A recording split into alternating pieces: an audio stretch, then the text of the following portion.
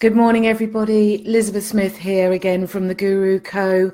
with our third of three Cameo coaching, self-coaching sets. And today it's about beginning with the end in mind.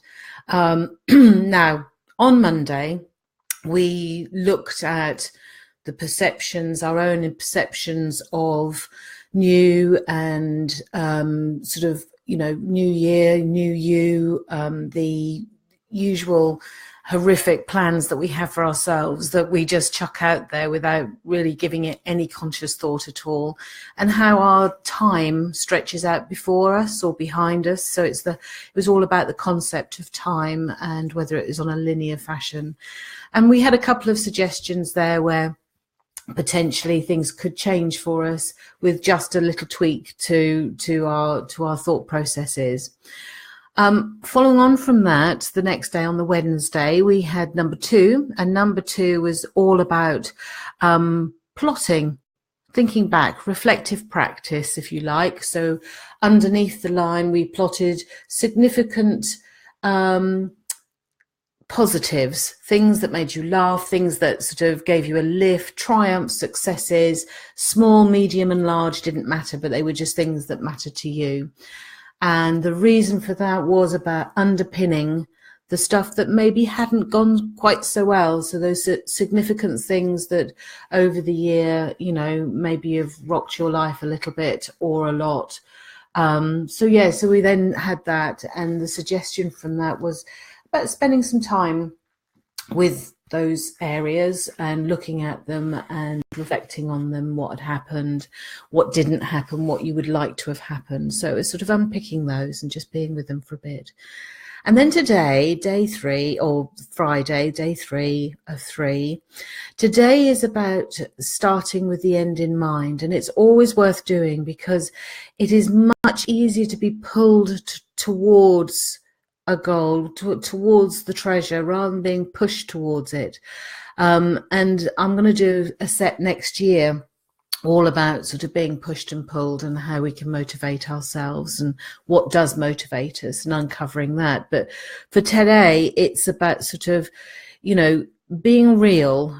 Yesterday, obviously spending some time with what had happened and what hadn't gone so well, and to be acknowledging. One of the toughest things I think to acknowledge is that we are where we are because of the decisions that we made, the behaviors that we exhibited, and the choices that we made. And that's why we're where we are. So, for instance, I have put weight on. I admit it. But the choices that I have made have resulted in a weight gain, and I have nothing else and no one else to blame for it or use as an excuse.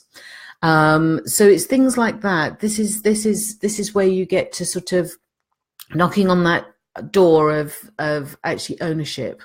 All right. So so today is about starting with that in mind. And there's something that I just want to share with you before we go on, because just to really hammer down the importance of looking back and using that to go forward. And it comes from this book that my good friend Kaylee lent me. And it's a story about a beggar who was sitting on the side of the road for over 30 years. And one day a stranger walked by and the beggar said, "Spare me some change," mechanically holding out his baseball cap. "I have nothing to give you," said the stranger, and then asked, "What are you sitting on?" "Nothing," replied the beggar. "Just an old box. I've been sitting on it for years, so long I can't remember."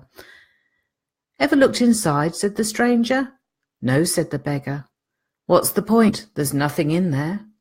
"Have a look inside," insisted the stranger, and the beggar managed to pry open the lid. With astonishment, disbelief, and elation, he saw the box was filled with gold. That's your life, ladies and gentlemen. Lifting that lid, taking some ownership, is lifting the lid on that box that you have been sitting on for years. And this is the whole purpose of this, because those treasures of you learning what's gone on in your past will propel you forward. So it's about not leaving nothing behind, which is what we said about in the second one of this series. So today and over the next few days, in preparation for New Year, today is about writing yourself a letter from the future you. All right. I've used it many times in many different trainings, and has such impact on people who have really put their heart and souls into this, that I think it's well worth sharing with you for a self-coaching tool, really. Now, one of the fearful things for me is when I was doing this and I was thinking about doing this set for us was, in reality, you know, we've only got 11 paychecks to go until we are on today in 2018. That's 11 opportunities.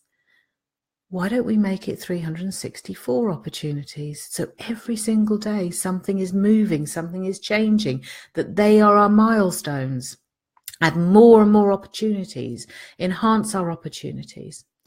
So for this letter, what I was going to suggest is it starts off, and this is how I've always done it for myself.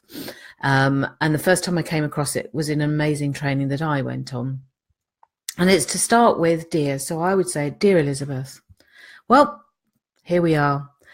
An amazing day. Well done. We're 365 days, 364 days since we started this. I told you you'd do it. You've been really successful. You've launched the however many training sets that I'm going to release. You've grown your business, you've multiplied your earnings, and I would be really pulling this through, but I would always start by writing down my biggest triumph. So when I sit there in 2018, reflecting back on 2018, I am sitting in my space of success, my space of triumph, my space of me. And that's where I want you to start. So think about what you want to have achieved by this time next year. What would be your biggest triumph? And then start pulling it together. So things like, what is it? What is it specifically that you think you've achieved? Is it weight loss? Is it reduction in drinking? Is it getting a job? Is it increasing your wages? Is it developing your business, moving up the ranks within your business or in your company? Is it a promotion? Is it a driving test? It doesn't really matter. It absolutely doesn't. What matters is whether or not this triumph is yours and it speaks to you and it is your life, and that you and your family and whoever is the great around you actually have some enhancement and some beauty at the end of it. So then ask yourself, how have you achieved this? Tell your younger you, tell you today what you had to do in order to achieve it. What obstacles might come your way that you will overcome, that you will find ways round? How much self-development have you done? How have you grown? Really talk to yourself, write a whole chapter on, and it does take time. Don't skimp on this. Somebody who writes, and I did one in training, which is absolutely how it should have been, which is like 10 minutes just scribbling madly. And then we watched people open it a year later, which was really very brave and very emotional for a couple of people. But yeah, it's those sorts of things. So you then say, what did you have to give up in order to make this real? What did you have to overcome or what did you have to lose? Because sometimes there's a give and take here, isn't there? There's, you know, you have to put some things aside. So maybe you would have to stop watching something that you watch a lot of. Maybe you won't be able to go on so many Facebooks because you need an hour out of your time to do something else. So there's always that sort of, you know, you have to give something up sometimes. How are you feeling? Sitting there in 2018, how are you feeling now you've got it? Really describe what it means to you, sitting there looking back. Hindsight, we talk about it. This is your opportunity to live hindsight. And that's the power of this. So I really would like you to have a go. Please share these videos if you know somebody who would really appreciate them and benefit from them. There's no copyright or anything, so just please share. The whole purpose of these is self-coaching, getting you to the place you want to be, those breakthrough moments. I wish you lots of love. I'm now going to stop for the Christmas holidays because I imagine a lot of you will be on holiday and be in bed at 6:38 in the morning. And I don't blame you for 1 minute, but wonderful times for you. Happy holidays, happy Christmas. And I will be back in the new year. Bye-bye.